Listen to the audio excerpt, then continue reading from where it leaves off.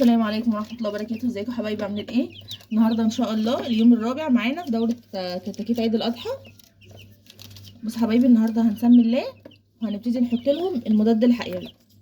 ده كيس مضاد حيوي وده لتر مية. هنحط بس نص الكيس، يعني الكيس ده هيتاخد على مرتين، يعني الكيسين اللي معانا هنعملهم على 4 ايام. هنسمي الله ونحط نص الكيس كده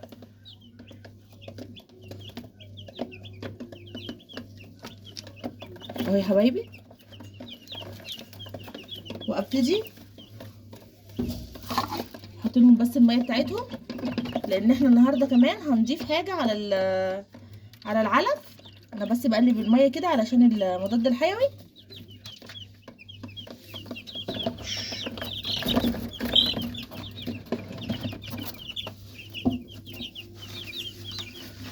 بصوا حبايبي، امبارح انا لاحظت ان هما الحمام بتاعهم مش اسهال، بس هو يعني ايه، سايل شويه صغيره، حاجه بسيطه. فانا جيت عملت ايه، بصوا دي معلقه حلبه حصى، طحنتها كده طحنه خفيفه قوي في المطحنه بتاعت التوابل. هاخد بس منها رشه صغيره خالص، يعني حوالي نص معلقه صغيره، وهرشها هنا كده على العلف بتاعنا.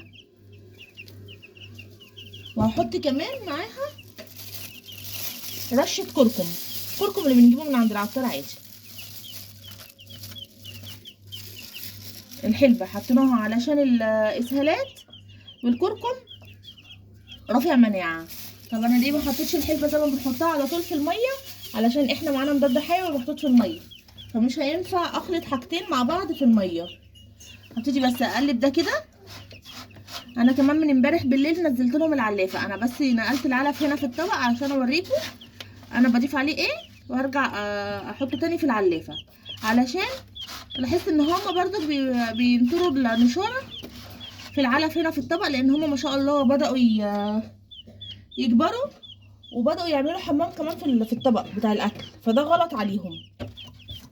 انا كده بص حبايبي، هنا لو تاخدوا بالكم هو ده الحمام اللي انا بتكلم عليه، سايل شويه، فالحلبه ديت هتمسك بطنهم ان شاء الله. هبتدي كده احطها في العلافه.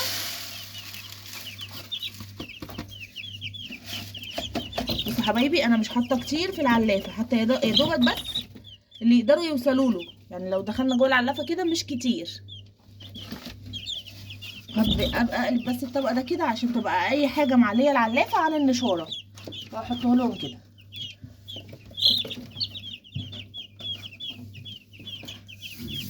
يا حبايبي، كان الفيديو بتاع النهارده، فياريت لو عجبكم الفيديو فعلوا زر الجرس واشتركوا في القناه عشان يوصلكم كل جديد.